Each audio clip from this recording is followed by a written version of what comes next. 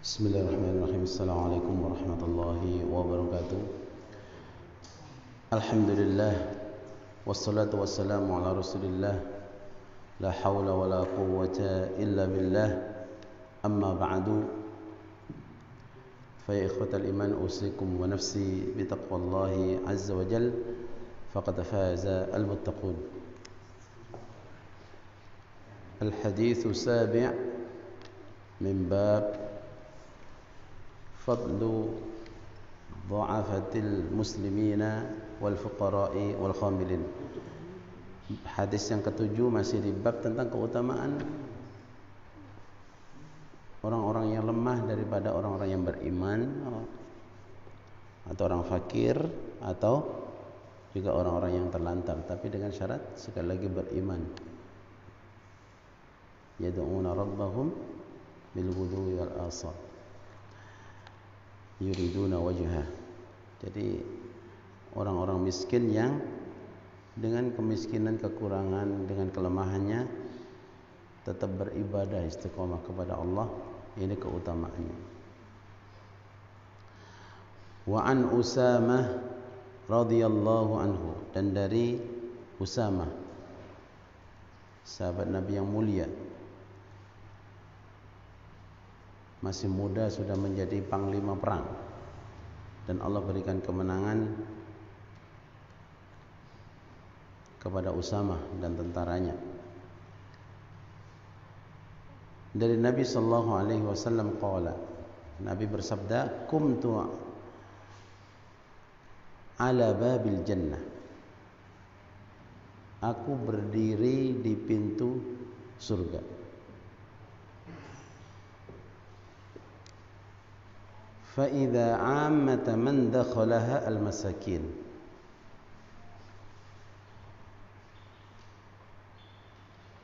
Saya dikagetkan, idza ini idza fujaiyah. Idza ammatu man dakhalaha al-masakin. Dikagetkan apa?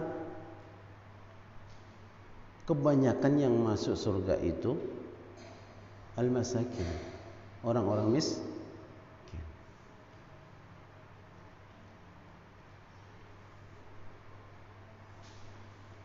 Wa ashabul jaddi mahbusun, dan orang-orang yang al-jaddi itu orang-orang yang Allah beri kelapangan, orang-orang kaya. Mahbusun, mahbus itu tertahan, masih tertahan di pintu surga. Kenapa? Saking banyaknya yang dihisab, karena semua ditanyakan.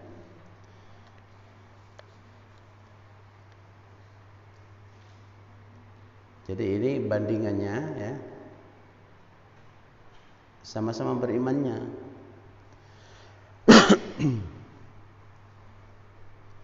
Maka orang yang kaya raya itu akan ditahan dulu, akan ditanya, tidak akan melangkah kaki seorang sampai ditanya tentang 4 hal. Salah satunya adalah kekayaannya, dari mana dan untuk apa.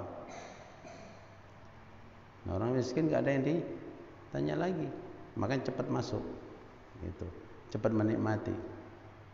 Orang kaya sudah menikmati, paling berapa umurnya kan di dunia. Tapi kalau di surga sudah, maka lupa semua. Orang yang dikasih kesusahan sepanjang hayatnya, ketika dia sudah masuk surga itu nggak ada yang ingat, semuanya nikmat, nggak pernah dia merasakan susah. Tapi ada orang sebaliknya, diberi kenikmatan, nggak pernah sakit sepanjang hidupnya, nggak pernah kekurangan sepanjang hidupnya, tapi dia diperlihatkan api neraka, maka lupa semua itu. Yang ada di pandangannya adalah semua kehidupannya susah. Itulah keutamaan orang-orang yang miskin yang sudah masuk duluan. Ghaira anna ashaban nar qad umira bihim ilan nar. Kalau dia memang penghuni neraka, ya sudah jelas diperintahkan mereka untuk pergi ke neraka.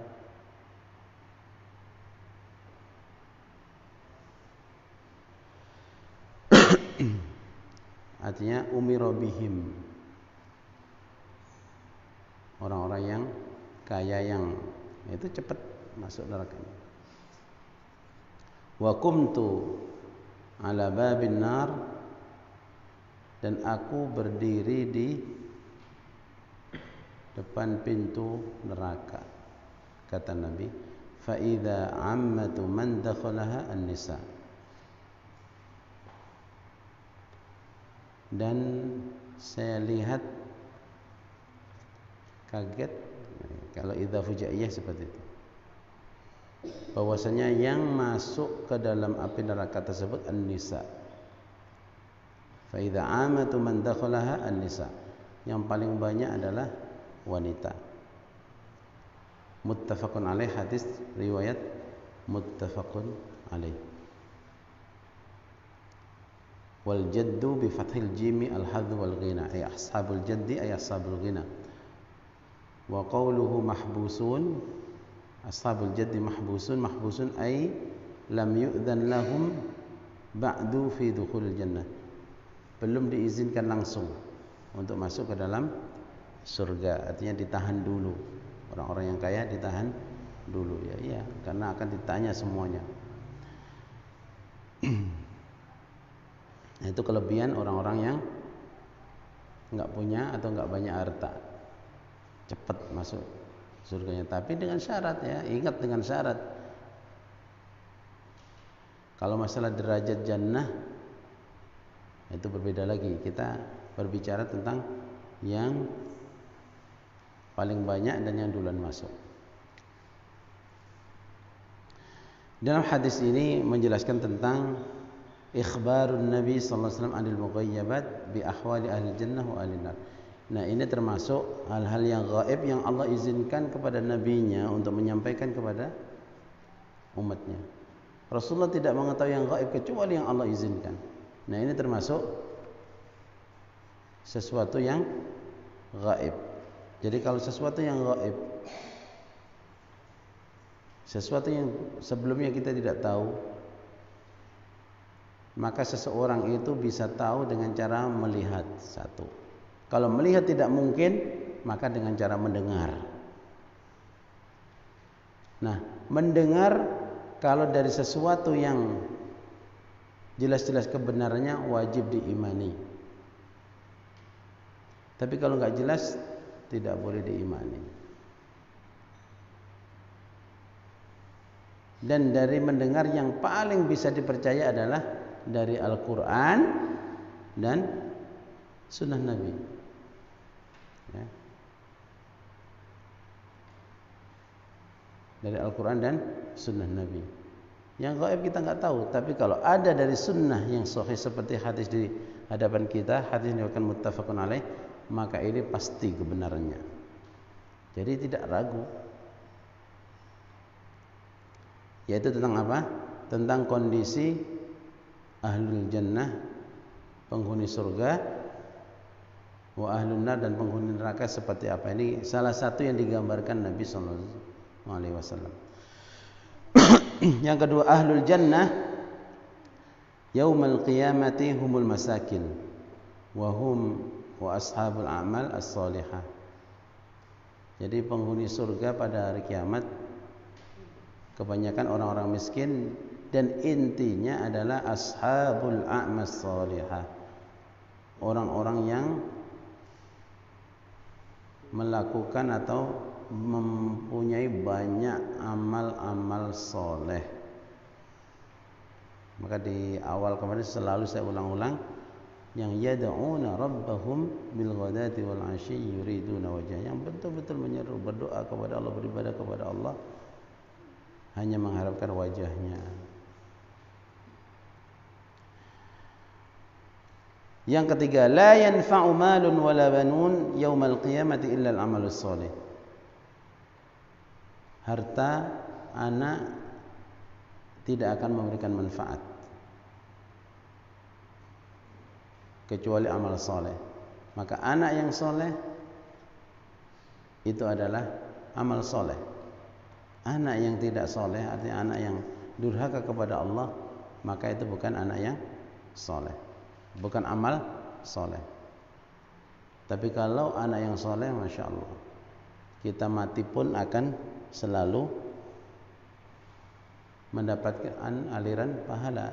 Maka hadis Nabi, idza mata al-insanu inqata anhu amaluhu illa min thalathatin, illa min sadaqatin jariyah aw ilmin yuntafa bihi aw waladin salihin yad'u lahu. Maka bagaimana kita kalau sudah Allah berikan anak, jangan sampai anak itu menjadi durhaka. Ya. Anak itu jangan sampai menjadi durhaka dari didikan kita. Maka kita harus memberikan contoh, kan gitu. Maka jangan sampai orang tua itu menjadi penyebab anak itu durhaka, anak nggak diajarkan agama, anak tidak diberikan contoh yang baik. Itu kan menjadikan anak itu tidak soleh. Maka ketika Nabi Nuh alaihissalam ingin atau berdoa minta kepada Allah bahwasanya anaknya yang durhaka itu adalah anakku, maka dijawab oleh Allah, itu bukan amal soleh. Artinya kalau durhaka kepada Allah tidak akan bisa memberikan manfaat apapun. Maka kalau kita diberi anak, anak itu aset yang paling berharga, ya. Dari semua harta yang kita punya itu, anak itu adalah aset. Maka selalu berdoa minta kepada Allah dalam setiap doa kita. Maka salah satu, Rabbana hab lana min azwajina wa dhurriyyatina qurrata a'yun waj'alna lil muttaqina imama. Minta, ya Allah, jadikan kita, ya, anak-anak kami, anak-anak kita ini anak-anak yang soleh dan solehah. Karena itu memang betul-betul akan memberikan manfaat. Nah, sekali lagi, tidak akan memberikan manfaat harta, kekayaan, dan juga anak keturunan pada hari kiamat, kecuali yang di situ kaitnya adalah al-amal soleh, ada amal kebaikan. Al-maqsud bin nisa, yang paling banyak masuk neraka di dalam hadis tersebut, fa idza amatu man dakhala an-nisa. Ini jangan kemudian kita berbuat semena-mena kepada wanita, juga tidak benar. Maksudnya adalah allawati ya'sinallaha ta'ala, wanita-wanita yang durhaka kepada Allah. Maka kalau seorang wanita itu taat kepada Allah, maka itu adalah aset, ya. Yang dimaksud dengan wanita yang menjadi penghuni surga, allawati ya'sinallah, yang durhaka kepada Allah, wala yu'addina huquqallah, dan dia tidak melaksanakan hak-hak Allah. Maka wanita yang solehah itu kalau dia mendirikan sholatnya, menunaikan zakatnya, melaksanakan puasanya, mentaati suaminya, maka dia jaminannya adalah surga. Maka kita sebagai seorang suami, kepala rumah tangga, juga harus membuat bagaimana mereka itu menjadi wanita-wanita yang taat kepada Allah dan Rasulnya.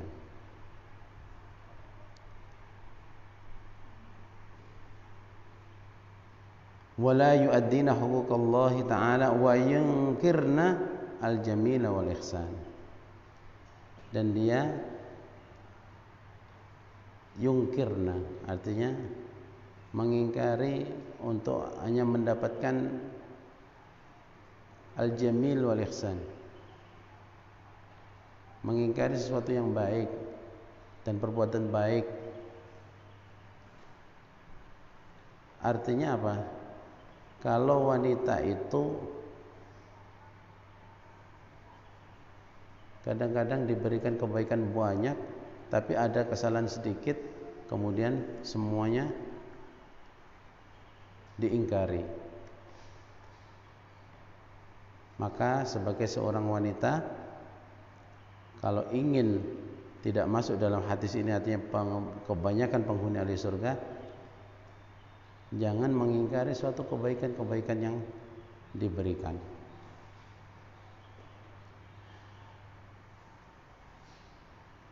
Maka berbahagialah kalau ketemu wanita yang sabar. Maka jagalah keimanannya supaya menjadi atau memiliki keimanan yang baik, karena itu juga akan menolong kita. Al-muradu bil masakin dalam hadis, fa idza amatun nas atau amatu man dakhalaha al-masakin. Maksudnya al-masakin min ahlil jannah alladzina kanu mustad'afina ma'as salahi wat taqwa wal tizami syar'illah. Ya. Yang dimaksud dengan orang-orang miskin yang masuk ke dalam surga adalah mereka yang lemah, tapi dengan kelemahannya tersebut dia selalu menjaga as-shalah. Bukan as-salat, as-shalah, kebaikannya, kebaikan amalnya, wat taqwa dan ketakwaannya. Ya. Dan selalu berusaha berpegang teguh terhadap syariat Allah. Wa kadzalikal muradu bi ahlin nar ashabul jad al-aghniya. Begitu juga yang dimaksud dengan ahli neraka, yaitu orang-orang kaya. Memang sifatnya kebanyakan orang-orang kaya gitu ya. Mereka adalah ahlul batar, orang yang sombong.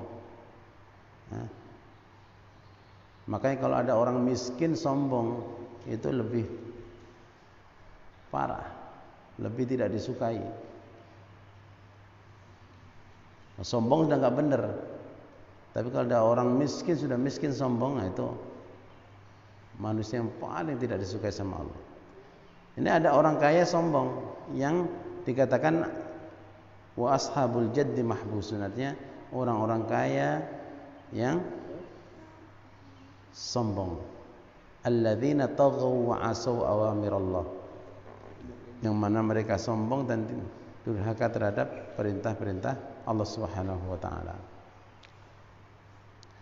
Yang terakhir, ini kata kunci ya, al-ibrah bil a'mal as-salihah. Dari dalam kehidupan yang akan dihitung dan diperhatikan oleh Allah Subhanahu wa taala adalah al-ibrah bil a'mal as-salihah. Yang dianggap itu adalah amal yang salih. La bil jahi wala bil mal. Bukan al-jah, artinya kedudukan, posisi jabatan dan seterusnya, bukan itu yang dilihat. Wala bil mal, dan juga bukan karena harta kekayaannya. Maka dari sini mari kita berlomba-lomba, siapapun bisa beramal soleh. Kalau masalah kaya miskin itu sudah takdir. Cuman kita tetap diperintahkan untuk berusaha. Usaha kita itulah yang akan dinilai oleh Allah Subhanahu wa taala. Maka semuanya berlomba-lomba. Yang sakit bisa beramal soleh, yang sehat bisa beramal soleh, yang miskin bisa beramal soleh, yang kaya bisa beramal soleh, yang perempuan bisa beramal soleh, yang laki-laki bisa beramal soleh, anak-anak bisa beramal soleh, orang tua bisa beramal. Ada semuanya bisa melakukan amal soleh. Jadi amal soleh itu bukan milik golongan tertentu. Cuman yang paling banyak memang bisa mengamalkan amal soleh itu ya orang-orang miskin, dan kebanyakan juga memang orang miskin. Kalau dihitung orang Indonesia jumlahnya berapa? Yang miskin berapa? Lebih banyak yang seperti itu. Nah, orang-orang yang kaya diingatkan bahwasanya kekayaan itu tidak akan memberikan manfaat kecuali kalau digunakan untuk amal soleh. Maka orang kaya kalau dia beramal soleh memberikan manfaat yang lebih besar. Ini pembahasannya orang-orang miskin yang memiliki keutamaan. Yang terakhir sedikit kemarin sudah saya singgung sabda Nabi sallallahu alaihi wasallam dari Abu Hurairah radhiyallahu anhu, rubba ash'atha aghbar madfu'in bil babi law aqsama 'ala Allahi la abarrahu, rawahu Muslim. Jadi ini yang kemarin saya singgung, barangkali ada orang yang ash'atha akbar, artinya lusuh. Ash'atha itu sudah enggak keurus. Akbar, berdebu. Madfu'in bil bab. Kalau dia bertamu mau masuk pintu ditolak. Kenapa? Karena miskinnya. Artinya orang baru lihat aja, siapa yang datang itu? Enggak usah dibuka. Kadang-kadang seperti itu. Tapi ingat, orang-orang semacam ini kalau dia beriman, Nabi sallallahu alaihi wasallam itu selalu menanyakan. Kalau orang-orang semacam ini, kata Rasulullah, lau aqsama 'ala Allahi la abarrahu. Orang-orang semacam ini kalau mereka bersumpah, artinya bersumpah untuk mendapatkan sesuatu, la abarrahu, Allah pasti akan memberikannya, mengabulkannya. Maka hati-hati, jangan sampai menzalimi orang-orang yang miskin. Yang baik seperti itu kalau sampai terzalimi kemudian dia doanya itu tidak terhalangi, artinya dikabulkan oleh Allah Subhanahu wa taala. Ini juga bagi orang yang diberikan kelebihan, melihat orang-orang semacam ini, kalau dia beriman kepada Allah, maka dia akan berlaku sangat baik kepada mereka. Jemaah sekalian yang dimuliakan Allah Subhanahu wa taala, ini banyak sekali hadis yang berkaitan dengan keutamaan orang miskin ini. Dan insyaallah besok ini hadis yang panjang, makanya kalau di sini aja 1,5 halaman ya, tulisan kecil-kecil. Insyaallah kita lanjutkan besok. Hadis yang terakhir, ini hadis yang terakhir. Biasanya kalau panjang itu kisah, ya, ada kisah. Insyaallah jangan kemana-mana, besok kita lanjutkan pembahasan kita tentang keutamaan orang-orang miskin yang beriman kepada Allah Subhanahu wa taala. Aqulu qouli hadza wa astaghfirullah li wa lakum. Assalamualaikum warahmatullahi wabarakatuh.